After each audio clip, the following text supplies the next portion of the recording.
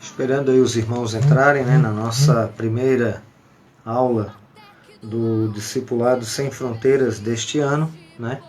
Estamos aí ao vivo nesta live, dando uma aguardada aí para que os irmãos entrem, né?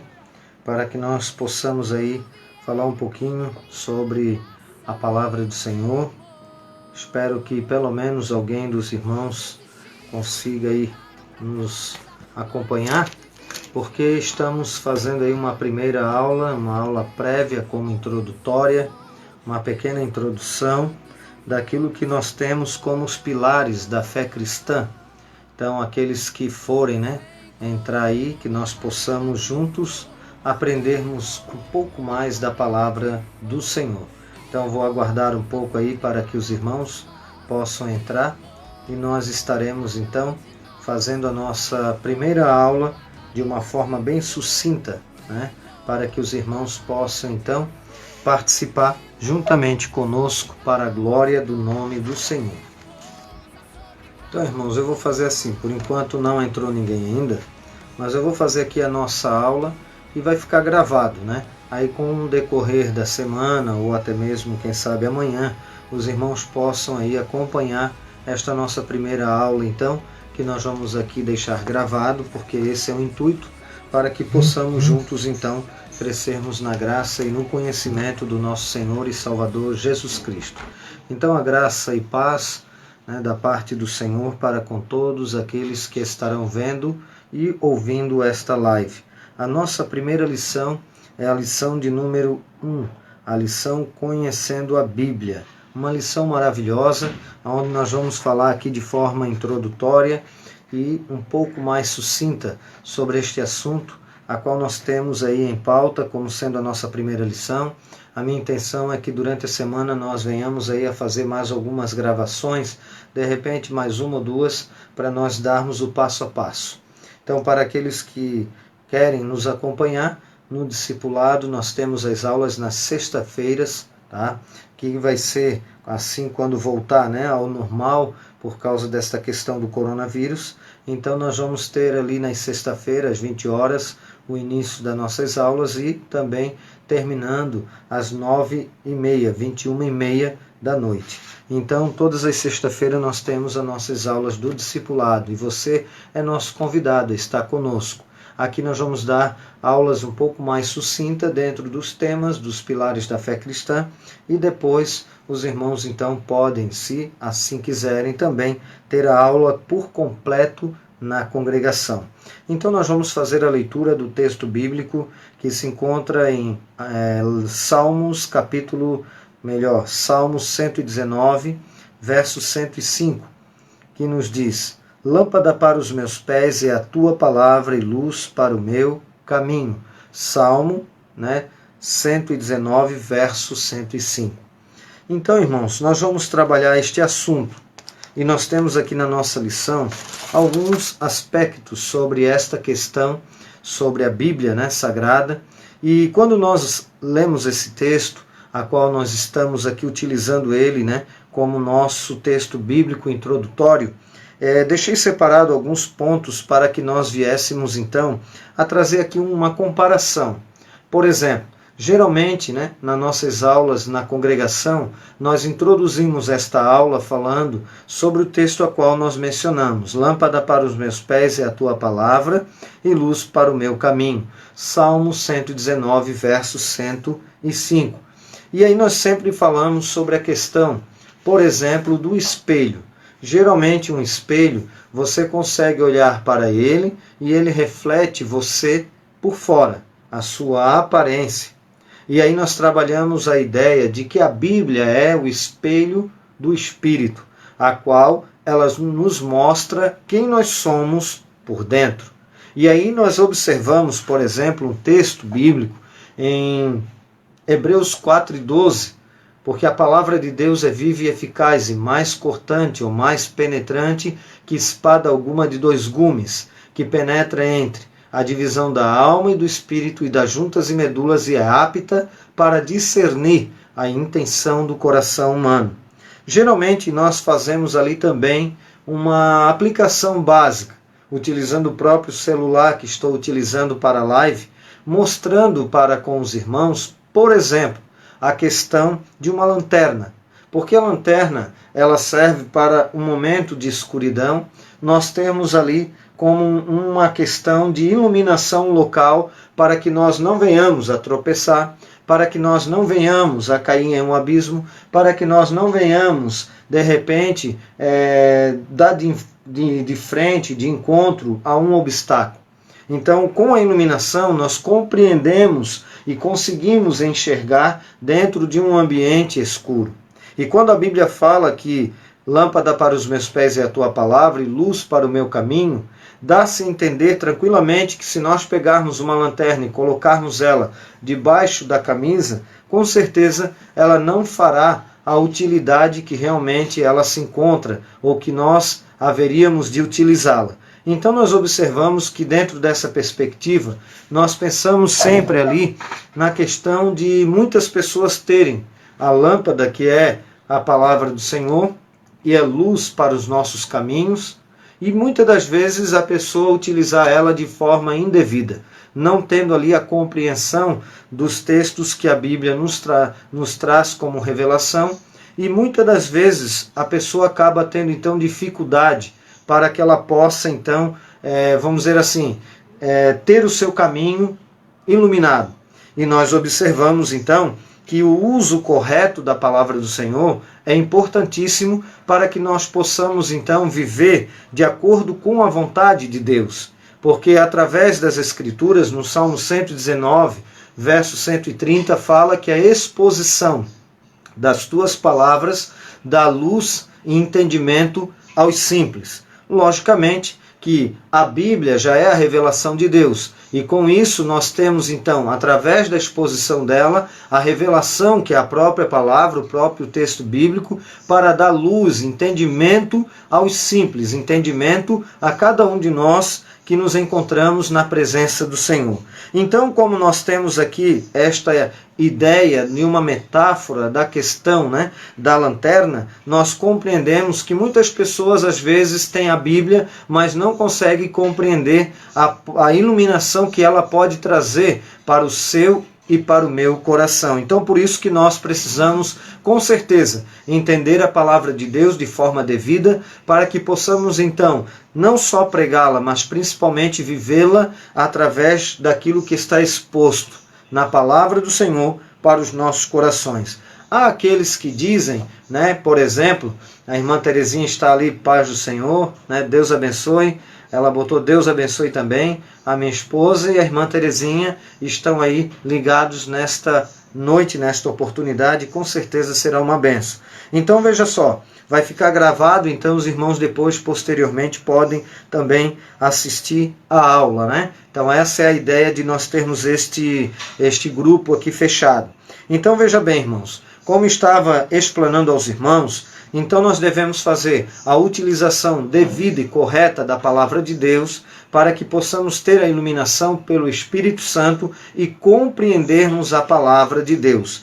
Com isso, eu trabalhei aqui também como forma introdutória para que nós possamos aí trocar, por exemplo, um entendimento dentro disso que está proposto, a questão de uma metáfora que seria aquela que muitas das vezes as pessoas mencionam da seguinte forma, dizendo que a Bíblia aberta é a palavra de Deus e a Bíblia fechada é um livro comum.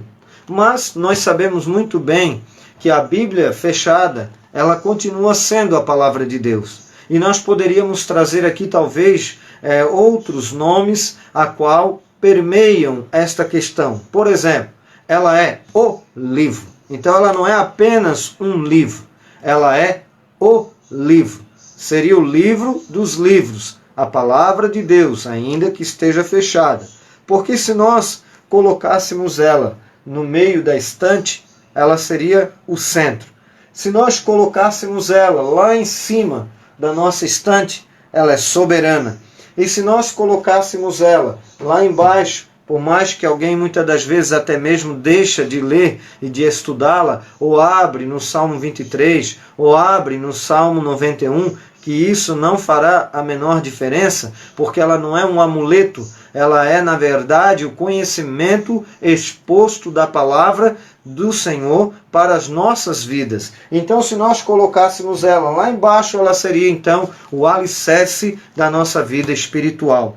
Uma certa oportunidade, alguém falou a Monteiro Lobato, grande escritor brasileiro, da literatura brasileira, dizendo que queria que viesse a ele, né, sugerindo a ele, para que ele viesse estudar a palavra de Deus, para que ele viesse então a denegrir, vamos dizer assim, através do seu vasto conhecimento na literatura, para que ele viesse então a pegar algum ponto errado da palavra de Deus, para que ele pudesse então os cristãos não ter como contra-argumentar o pensamento deste, vamos dizer assim, grandioso escritor. E segundo mencionado, que ele começou a ler as escrituras e passado ali um bom tempo, passando-se um mês mais ou menos, perguntaram para ele: e aí, Monteiro, o que você descobriu de errado na palavra do Senhor? Para que nós possamos pegar esses cristãos e falarmos algo a eles. Aí ele disse: espera mais um pouco. E ele continuou lendo as escrituras, e aí quando estava lá por meado de 3 meses, alguém perguntou novamente, e ele disse: olha, quanto mais eu leio as escrituras, mais eu vejo defeito em mim, e não na palavra de Deus. Então nós cremos que ela é, né, a palavra de Deus, e que ela não contém apenas a palavra de Deus, porque tem aqueles que dizem que a Bíblia contém a palavra de Deus. Nós cremos que ela é a palavra de Deus, inerrante, mostrando então que a sua inspiração é plenária, é completa, não apenas que ela venha conter alguns trechos, como sendo então aqueles pseudos textos, como somente algumas passagens, sendo a palavra de Deus, e não ela por completo. Então nós cremos que a Bíblia ela é a palavra de Deus e a inspiração dela é plenária, é total. E aí nós vamos observar, por exemplo, né, um pouco mais à frente, a Bíblia em suas mãos. Né? Nós temos ali também na nossa introdução, o primeiro tópico, a Bíblia em suas mãos. Então nós temos a Bíblia, a qual ela tem 2 divisões, tendo então o Antigo Testamento, e este vocábulo Bíblia, ele vem do grego biblion, que quer dizer conjunto de pequenos livros. Então seria o quê? Uma pequena biblioteca. Então Bíblia, biblion, que quer dizer um conjunto de livros. Ela foi escrita, né, com materiais bem conhecidos, que seria o papiro e o pergaminho. Então o papiro era utilizado por cerca de 3000 a.C. através dos egípcios. E até nós, juntamente com nosso amado auxiliar irmão Décio, que eu creio que está assistindo, juntamente com a irmã Terezinha, nós tivemos essa oportunidade, né, de estarmos lá no Egito, e nós vimos como que eles fazem ali, produzem o papiro. A irmã Terezinha, inclusive, foi anteriormente também. E aí nós aprendemos então que era dali que vem a palavra papel, né? E naquele processo primitivo, nós observamos então que é uma planta aquática, a qual é colocada ela de vários e vários, uma após a outra, e é passado um rolo ali para que ela comece então a ser colocada de uma forma que venha a ficar parecido com o papel que nós temos hoje. E o papiro, o pergaminho, melhor dizendo, é a pele de animais curtida, né? Então é trabalhado ali o couro, que é mais ou menos datado no 1º século depois de Cristo, que era também utilizado alguma coisa próxima ali de Cristo também. E nós vamos observar que o Antigo Testamento, ele tem então 39 livros, né? Nós temos aí na nossa Bíblia evangélica, poderíamos dizer assim, até porque a Bíblia não é evangélica nem católica, ela é a palavra de Deus, né? Mas a Bíblia evangélica, que é a forma que está organizada, nós temos então 39 livros, tendo então as suas divisões. Por exemplo, nós temos os 5 primeiros livros, que é trabalhado a questão, né, de Gênesis, Êxodo, Levítico, Número e Deuteronômio. Depois nós temos os livros históricos, são 12 livros, né, que vão de Josué a Esther. Depois nós temos os livros poéticos, que vão trabalhar os 5 primeiros, ou os 5 livros, né, poéticos, Jó, depois Cantares de Salomão, e de Jó nós vamos ver até Cantares de Salomão. Depois, os profetas maiores, nós temos ali 5 livros, né? Isaías, né? Até Daniel. E depois nós temos os 12 profetas que são chamados menores. Então, para que os irmãos saibam que esta subdivisão entre os profetas maiores e menores não é o tamanho deles, mas sim o tamanho do escrito que eles produziram, né? Através das profecias que o Senhor utilizou da vida deles. E aí nós temos, né, algumas características do Antigo Testamento. A língua escrita originalmente, o hebraico. E nós sabemos que o hebraico do Antigo Testamento era um hebraico onde não tinha vogais, né? Então só tinha consoantes. Então depois foi introduzido, né, com os massoretas, veio então as vogais, que são os pinguinhos, né? E até chamado de dagesh. E esses pinguinhos são as vogais. E as vogais, então, para ficar mais fácil a tradução para outros idiomas, né? E aí nós vamos observar, então, que a primeira tradução do hebraico para o grego foi a Septuaginta, que é, na verdade, a primeira tradução do hebraico para o grego, mais ou menos datado ali 250 a.C., lá no período interbíblico. Nós temos também uma pequena parte escrita em aramaico, que são alguns textos pequenos. Depois nós temos também Esdras, né? Foi o provável organizador do cânon do Antigo Testamento em 450 a.C., né? E depois nós temos então o Novo Testamento. E o Novo Testamento nós temos 27 livros. Até é bom nós frisarmos aqui nesta aula que o Novo Testamento, ele é, na verdade, o próprio Cristo que estabeleceu este novo pacto, esta nova aliança. Que aí nós vamos ver lá nos evangelhos, principalmente nos sinóticos, aonde o próprio Cristo ele menciona que para fazer ali na última ceia, que é a primeira ceia e a última Páscoa, né? Ele fala então que era para fazer aquilo em memória dele, e ele fala então que ele estava selando com seu sangue um novo pacto, o pacto da nova aliança. Então entenda, irmãos, quando fala ali um novo pacto, no grego é kainos ou kainos, tá? Que quer dizer algo feito recentemente, algo fresco, algo criado recentemente. Kainos. Depois nós temos então a palavra diatek no grego, né, Novo Testamento, no grego, que está mencionando então aliança, nova aliança, novo pacto. E aí nós vamos observar então, eu friso isso porque é importante, né? Uma certa feita agora eu estava ouvindo uma live de um pastor judeu, onde ele mencionava sobre a questão, né, dizendo que não existe duas divisões na Bíblia, mas que a Bíblia é uma só. Eu concordo que a Bíblia é uma só, mas ela tem duas divisões, Antigo e Novo Testamento, justamente porque o próprio Cristo a menciona, a estabelece na última ceia, primeira e última ceia, onde ele estabelece a ceia, e também ele come a última Páscoa com seus discípulos. E aí nós vamos observar que há algumas peculiaridades na questão do Novo Testamento. Por exemplo, nós temos a subdivisão do Novo Testamento. Nós temos os evangelhos, né? Tem os 3 primeiros evangelhos, são conhecidos como evangelhos sinóticos, por trabalharem, né, alguns aspectos de forma muito próxima, dentro de um pensamento muito parecido, ainda que cada evangelho está escrito de forma um pouco diferenciada. Por exemplo, nós temos o evangelho de Mateus, que vai falar de Jesus, apresentar Jesus na biografia como rei.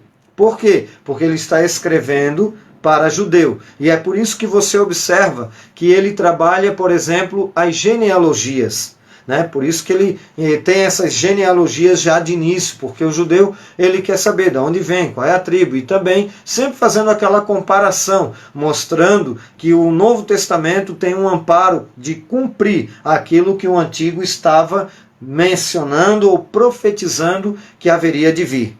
Depois nós temos ali o Evangelho de Marcos, que fala Jesus como servo. E o Evangelho de Marcos, nós observamos que é como se fosse ali um evangelho mais sucinto. Há alguns teólogos que mencionam que Marcos veio primeiro, outros mencionam que Mateus veio primeiro. Mas, pela ordem que está na nossa Bíblia, Mateus escreveu então para judeu. Marcos escreveu então para os romanos. Então por isso que você observa e trabalha Jesus como servo. Então nós vamos observar que esta figura que Marcos trabalha é uma figura que ele trabalha do Evangelho de Marcos, de Jesus sendo então servo. E isso é importante nós, vamos dizer assim, mencionarmos, porque o Evangelho de Marcos ele é mais sucinto.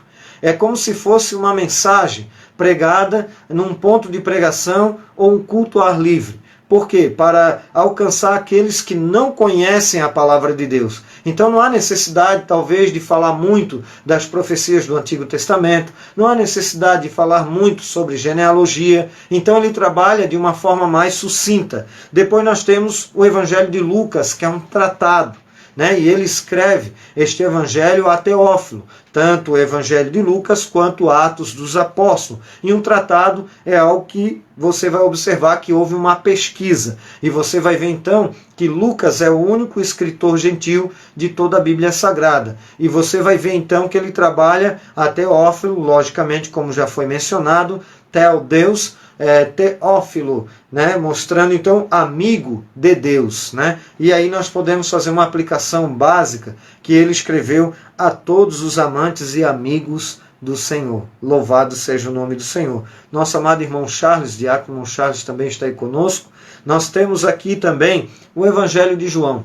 E o Evangelho de João é um pouquinho diferenciado dos demais, porque ele vai trabalhar mostrando Jesus como Deus, mostrando de forma mais, vamos dizer assim, acentuada a questão de Jesus como Deus. E até, por que não dizer também que dentro de toda a sua, vamos dizer assim, de tudo aquilo que ele escreve no Evangelho de João, também frisa um pouco, tanto também a humanidade de Cristo, mas ainda mostrando Cristo como Deus. Mas nós vamos observar que ele trabalha alguns pontos ali importantíssimos que vão apresentar uma certa refutação à questão do gnosticismo, que era, na verdade, uma seita filosófica do período anterior um pouquinho de Cristo, no período de Cristo e posterior a Cristo, e que chegou até os nossos dias. Uma certa feita estava passando lá próximo a Univale e estava escrito gnosticismo.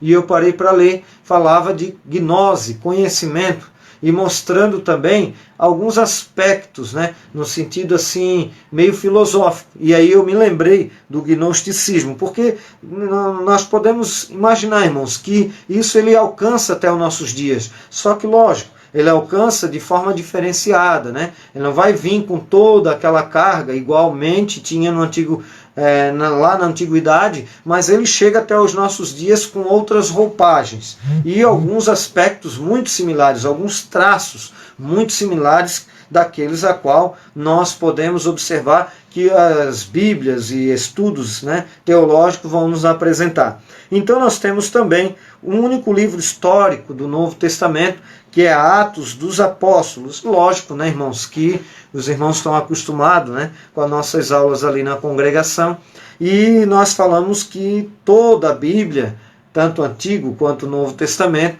vão trabalhar o aspecto histórico, até porque a Bíblia é um livro, é a palavra de Deus, é o livro dos livros, e lógico que é histórico.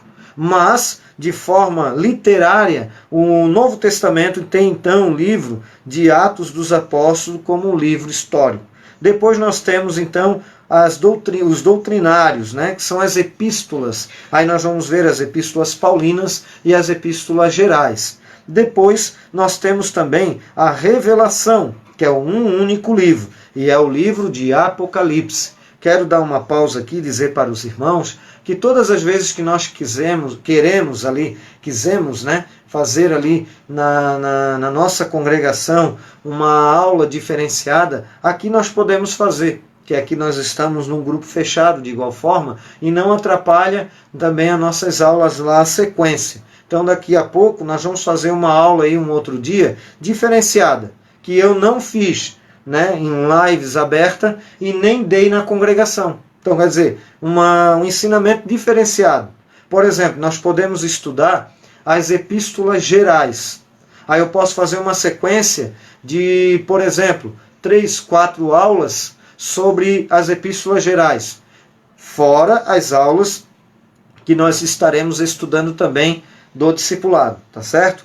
Então, olha só, irmãos, nós temos esses aspectos aí, né? Subdivisão. Nós temos, então, o livro da Revelação, que é, na verdade, né, o Apocalipse. A Bíblia foi escrita em grego e é chamado grego koiné. E esse grego koiné é um grego, na verdade, corriqueiro, do dia a dia. Não é o grego clássico, né? Um grego, vamos dizer assim, escrito na alta classe do período grego. Mas, irmãos, nós vamos aí mais ou menos para a parte mais final da nossa aula, até porque eu não quero dar a aula inteira aqui, porque eu quero também que os irmãos, né, depois aqueles que forem colocados neste grupo, possam ter o interesse de estar conosco também na congregação, porque aí lá nós teremos a aula por completo, certo?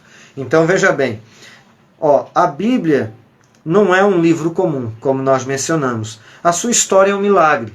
Nós observamos então que ela foi escrita aproximadamente num período de espaço de tempo, mais ou menos de 1600 anos, tá, irmãos? E nós observamos que tem ali cerca de 40 autores. E nenhum dos autores conflitaram na questão do pensamento a qual a Bíblia trabalha para que nós venhamos a conhecer o Senhor Jesus. Então, mesmo que no Antigo Testamento profetizava que Jesus viria, ele veio. E ainda trabalha com vários escritores, por exemplo, nós temos Amós, que era cultivador de sicômoro, era boiadeiro. Nós temos também o próprio rei Davi, que foi, na verdade, um dos escritores da Bíblia Sagrada. E o rei Davi, ele era, um período da sua vida, pastor de ovelhas, e depois nós observamos que ele era um rei de Israel, né? O segundo rei de Israel, um homem que a Bíblia menciona segundo o coração de Deus. Então, nós vamos observar mais ou menos, irmão, 1491 a.C. com Moisés, ao último escritor, João, lá em 96, 95, 96, depois de Cristo. Então, olha que espaço de tempo, né, grande, a qual nós temos o período que foi ali, então, a Bíblia Sagrada se desenvolvendo. Depois nós vamos ver que ela tinha, né, um único escritor, porque por mais que tinham vários escritores humanos, mas tem o inspirador, que é Deus, e aí nós observamos que ele é o escritor, né, utilizando dos escritores humanos, para que então a Bíblia fosse escrita, completa, perfeita, em unidade, harmonia e sem contradições. O tema central da Bíblia é a salvação de Deus a ser realizada em Jesus Cristo. Aí nós temos um texto bem conhecido, né? João 5,39, a qual Jesus fala aos religiosos da época: examinai as Escrituras, porque vós examinais as Escrituras, vós julgais ter nela, examinai as Escrituras, vós julgais ter nelas a vida eterna, e são elas que testificam de mim. Em outras palavras, por que vocês não creem que eu sou o Messias? Por que vocês não estão dando crédito? Porque, na verdade, muitos dos religiosos da época foram oponentes ao Senhor Jesus. Tanto é que João 1,11 fala que ele veio para o que era seu, e os seus o rejeitaram. Mas a todos aqueles que creem no seu nome, foi-lhe dado o poder de serem chamados filhos de Deus. E aí nós observamos, né, por exemplo, o seu reflexo como espelho do Espírito, como falamos lá na introdução. Como que nós pegássemos aí um espelho e pudéssemos colocar então diante de nós, né? Ele vai refletir o que eu sou por fora. Mas a Bíblia é o espelho da alma, quer dizer, do Espírito, que nos mostra verdadeiramente como nós estamos. Né? Então, ela tem uma palavra, né? A palavra de Deus é verdadeira, ela é, como disse lá no texto que nós aqui mencionamos, né, anteriormente, que a palavra de Deus é viva e eficaz e mais penetrante que espada alguma de dois gumes, que penetra entre a divisão da alma e do espírito e das juntas e medulas, e é apta para discernir o coração do homem. O espelho pode refletir o homem exterior, mas a palavra de Deus reflete o seu interior. Reflete a real condição do homem, só conhecida por Deus. Demonstra a verdade de Deus, Jesus, versus a sinceridade do homem.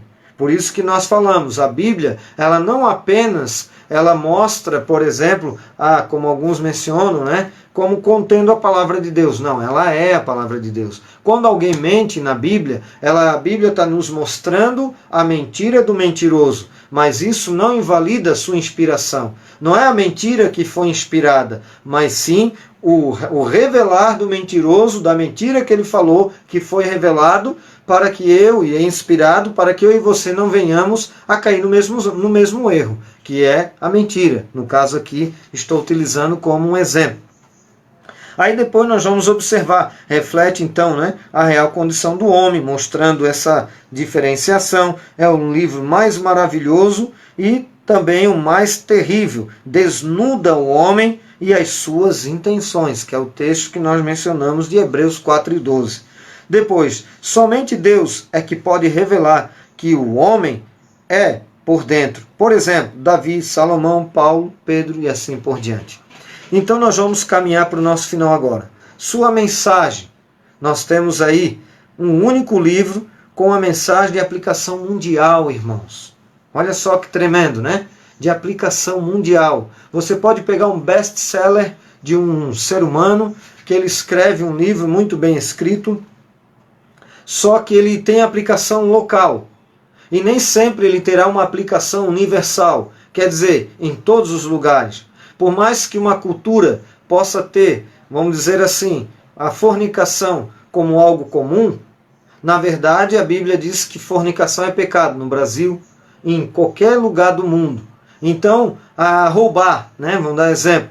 Então, roubar numa cultura pode ser algo lícito, só que a Bíblia vai mostrar contra essa cultura que é pecado, que é errado.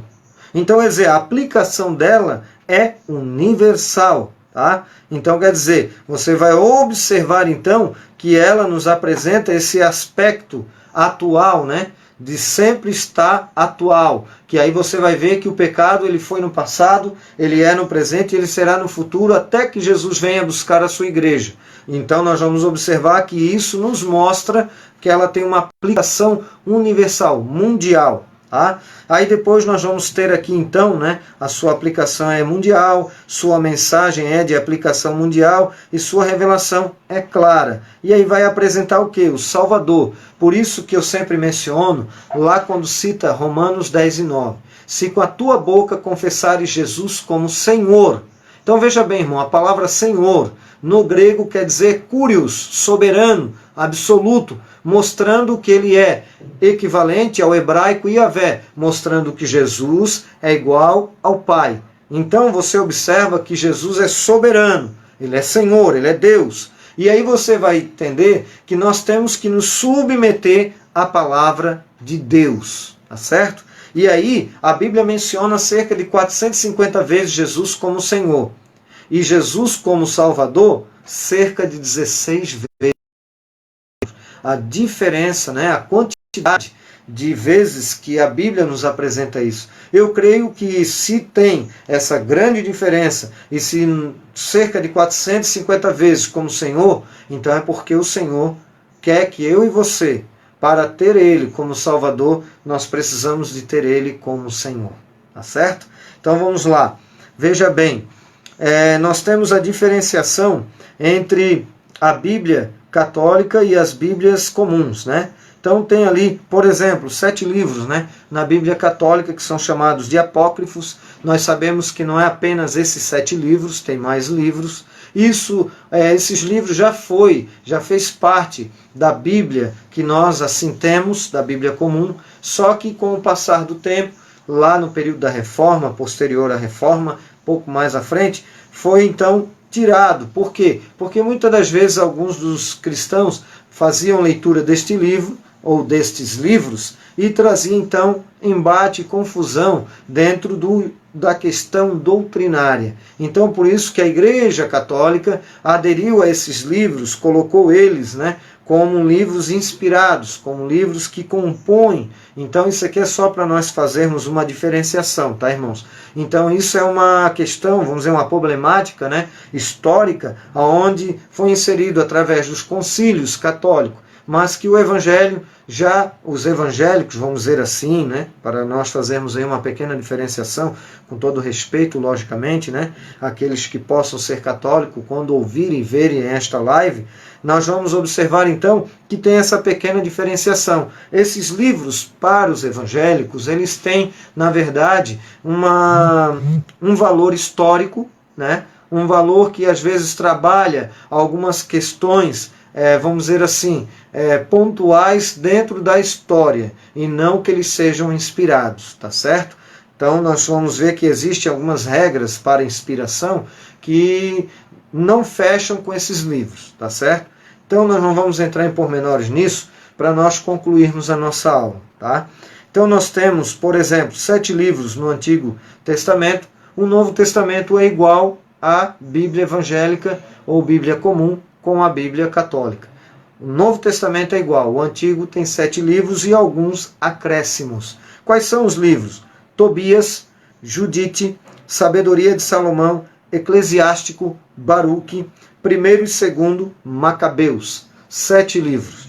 E alguns acréscimos. Por exemplo, Daniel, no livro de Daniel, nós temos 4 acréscimos. Temos Esther, um acréscimo do capítulo 10, versículo 4 ao 16, né, até o capítulo 16, 24.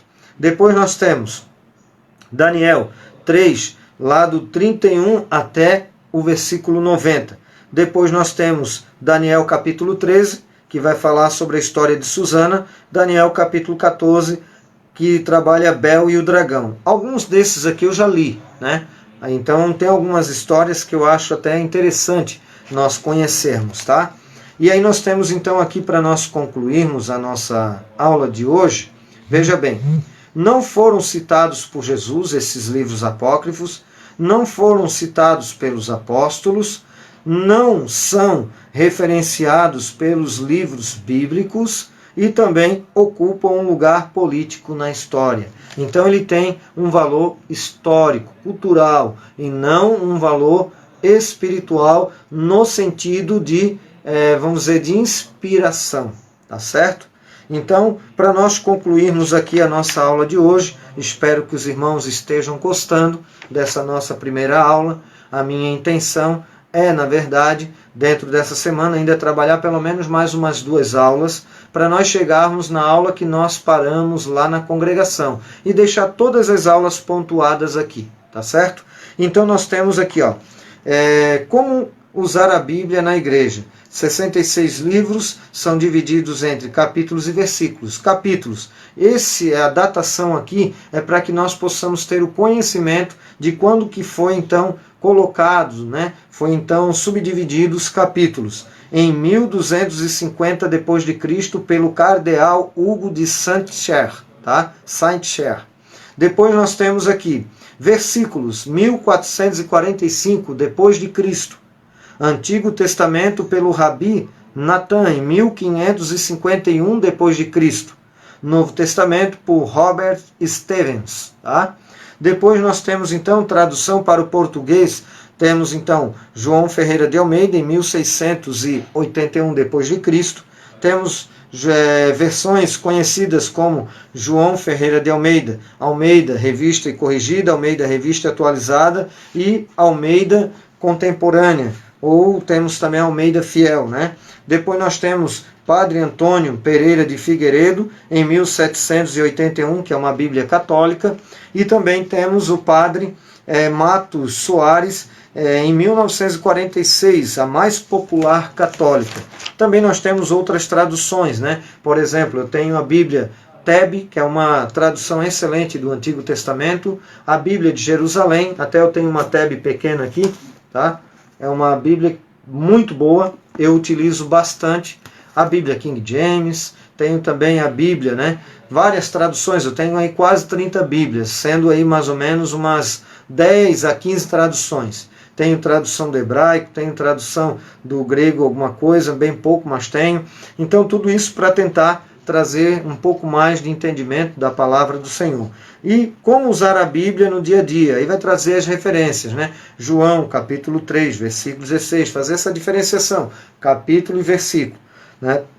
Depois nós temos, por exemplo, um livro, né, uma epístola, uma carta pequena, que é Judas, né? Por exemplo, Judas, versículo 7, porque é um capítulo só. Então não precisa falar capítulo 1, versículo 7, porque nós só temos um capítulo. Então, versículo 7, porque você vai trabalhar dentro dos versículos apenas, né? Sendo ali um único capítulo. E, por último, né, nós temos aqui, por último, um cético poderia indagar. Mas será que nestes 1600 anos da Bíblia, da história da Bíblia, não chegou a ser modificada por algum homem? Será que sua mensagem se manteve intacta? E aí nós temos então os escritos, né, os manuscritos do Mar Morto, que foi então encontrado por um pastor beduíno, onde existia ali várias e várias compilações, vários e vários textos, várias cópias, né, que tinham cerca de 11 cavernas, que é próximo ao Mar Morto, nós passamos pela frente, e aí foram pegos ali vários escritos dos essênios, que era uma cultura dentre um grupo religioso que não se encontrava em Jerusalém, mas que vivia afastado.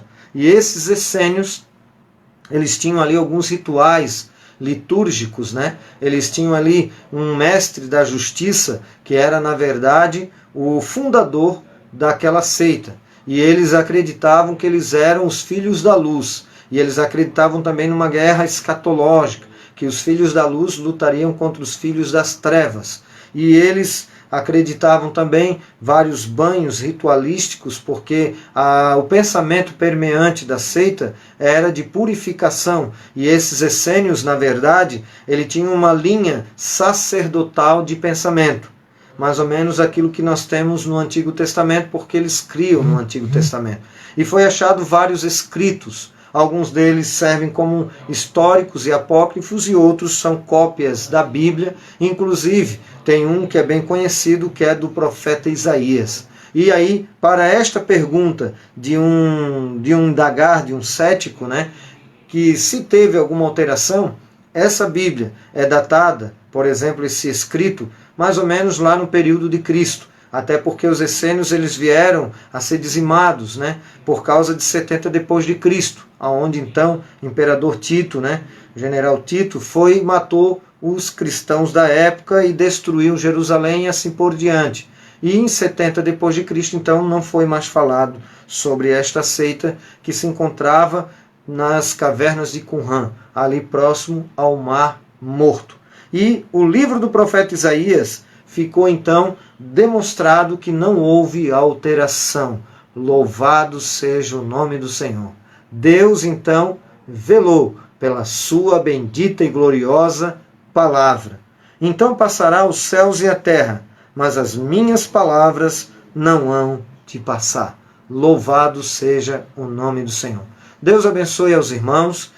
Nós estamos aí com a irmã Terezinha, Deus abençoe a irmã, o irmão Décio, auxiliar o irmão Décio, que Deus vos guarde e vos abençoe a todos aqueles que adentrarem durante a semana nesta aula. Espero que ela seja instrutiva aos irmãos. Tinha outros pontos, para mencionar aqui na nossa lição, mas eu procurei fazê-la um pouco menor, tá certo? Eu ainda quero chegar ao ponto, tem o irmão Charles ali também, diácono irmão Charles, um pouco menor, tá, irmãos? Para que venha aí agregar mais ou menos 20, 30 minutos no máximo, tá certo? Passei um pouquinho disso, mas espero conseguir reduzir um pouco para que aqueles que adentrarem posteriormente no nosso grupo venham ter o interesse de estar conosco na congregação e pegar a aula inteira. E principalmente ter esta comunhão maravilhosa de podermos estarmos juntos presente de forma pessoal, que isso não tem preço. Amém? Deus abençoe